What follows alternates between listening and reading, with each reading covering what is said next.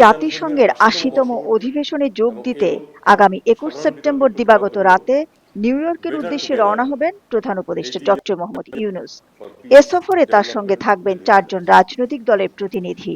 এর মধ্যে বিএনপির মহাসচিব মির্জা ফখরুল ইসলাম আলমগীর, হুমায়ুন কবির, বাংলাদেশ জামায়াতে ইসলামীর নায়েবে আমির ডক্টর আব্দুল্লাহ মোহাম্মদ তাহের এবং এলসিপির আক্তার হোসাইন। বুধবার সচিবালয়ের এক ব্রিফিংয়ে এসব তথ্য জানান পররাষ্ট্র উপদেষ্টা মোহাম্মদ তৌহিদ হোসেন। এবছর জাতিসংঘের ৮০তম বর্ষপূর্তি এবং এ লক্ষ্যে সাধারণ বিতর্কের প্রতিপাদ্য হল better together 80 for piece, development and human rights.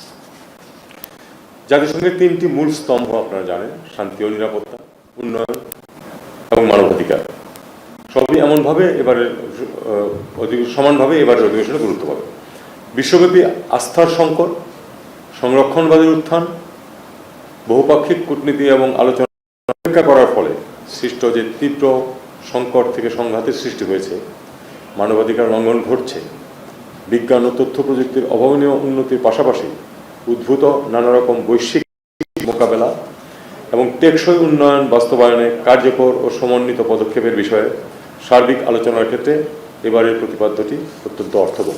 এবছরের অধিবেশন বাংলাদেশের জন্য বিশেষভাবে তাৎপর্যপূর্ণ, কারণ এবার ৩০ সেপ্টেম্বর ২০২৫ তারিখে জাতিসংঘ সাধারণ পরিষদের সভাপতির সভাপতিত্বে high level conference on the situation of Rohingya Muslims and other minorities in Myanmar শীর্ষক একটি উচ্চ পর্যায়ের সভা অনুষ্ঠিত হবে।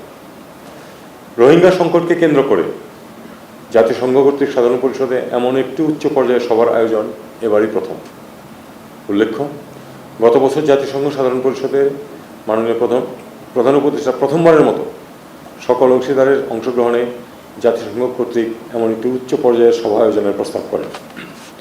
মাননীয় প্রধান উপদেষ্টার এই প্রস্তাব দ্রুত বিশ্বব্যাপী গ্রহণযোগ্যতা লাভ করে, যার পরিপ্রেক্ষিতে জাতিসংঘের সদস্য রাষ্ট্রসমূহ সর্বসম্মতিক্রমে একটি রেজলিউশনের মাধ্যমে জাতিসংঘ সাধারণ পরিষদের সভাপতির নেতৃত্বে উক্ত উচ্চ পর্যায়ের সভাটি আয়োজনের সিদ্ধান্ত গ্রহণ করে।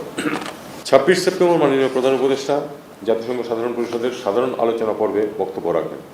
তিনি তার বক্তব্যে জুলাই গণঅভ্যুত্থানে ছাত্র জনতার আশা আকাঙ্ক্ষার প্রেক্ষিতে বিগত এক বছরে বাংলাদেশে ঘটে যাওয়া সংস্কার ও আগামী দিনের নির্বাচন অনুষ্ঠানের মাধ্যমে একটি সত্যিকারের গণতান্ত্রিক রাষ্ট্র ব্যবস্থা গড়ে তোলার দৃঢ় প্রত্যয় বিশ্ব দরবারে তুলে ধরবেন বলে আশা করা যাচ্ছে।